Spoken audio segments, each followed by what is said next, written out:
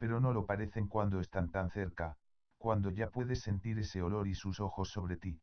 Es como si fueran más rápidos una vez que están cerca, y esas cosas seguían cayendo desde los edificios y seguían saliendo de las calles. Si iba directo a mi fortaleza, esas cosas me iban a seguir y eso sería un problema. Tenía que rodear todo el lugar, pero si lo hacía saldría del alcance de los tiros de Frank, y tratar de pensar con claridad mientras corría con el corazón acelerado era imposible.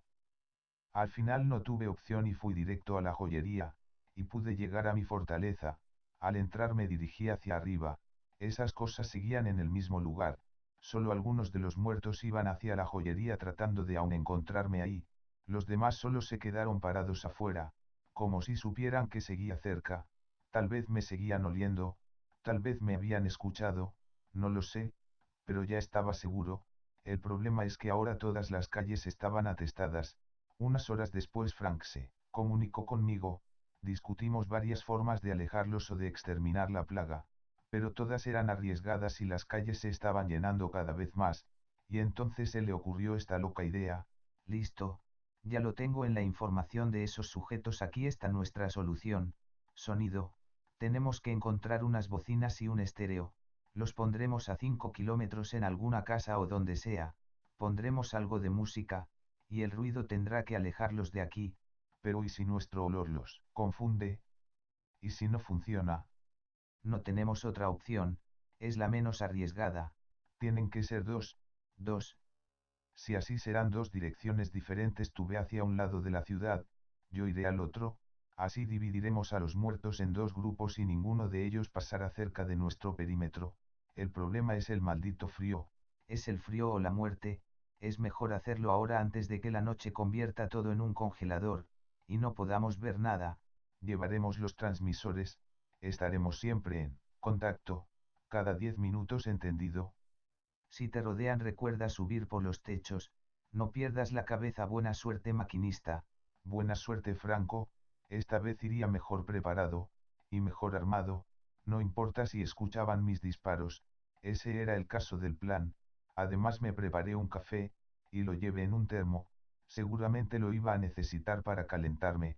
Me despedí de la pequeña gatita y salí, podía escuchar los gemidos al otro lado, tomé una bicicleta de montaña que había encontrado. Cuando aseguramos la ruta de emergencia y salí a toda velocidad, me encontré con grupos pequeños de zombies cada 50 metros tras hora y media, hasta que por fin llegué a la casa perfecta. Encontré todo un equipo de sonido suficiente para romper las ventanas, llevé todo el equipo al techo de un negocio de pastelería, tuve que limpiar el lugar de muertos y después subir esas pesadas bocinas, las conecté a la luz del lugar y antes de salir corriendo, planeé bien por dónde tendría que pasar. Seguramente todos esos muertos que había visto antes ya estaban camino a esa calle, bloqueando todos los caminos, sabía que tenía que rodear toda la manzana, sin pensarlo más puse un disco y subí el volumen, comenzó a retumbar por toda la calle, tomé la bicicleta y salí de ahí lo más rápido que pude, la noche ya estaba creciendo y cada vez veía menos, volví a escuchar cómo todas las ventanas en los edificios se rompían, y veía los muertos caer del cielo. Algunos caían cerca de mí y me hacían perder el control.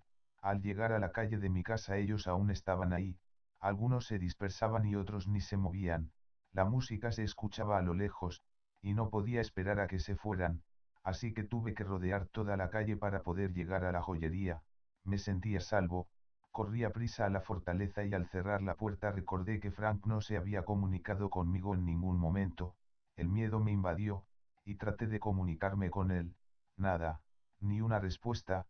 Subí al techo y traté de ver entre la oscuridad, pero era imposible, solo veía sombras tambaleándose, solo escuchaba gemidos y la música a lo lejos, y entonces por fin se comunicó, hablaba entre una respiración agitada.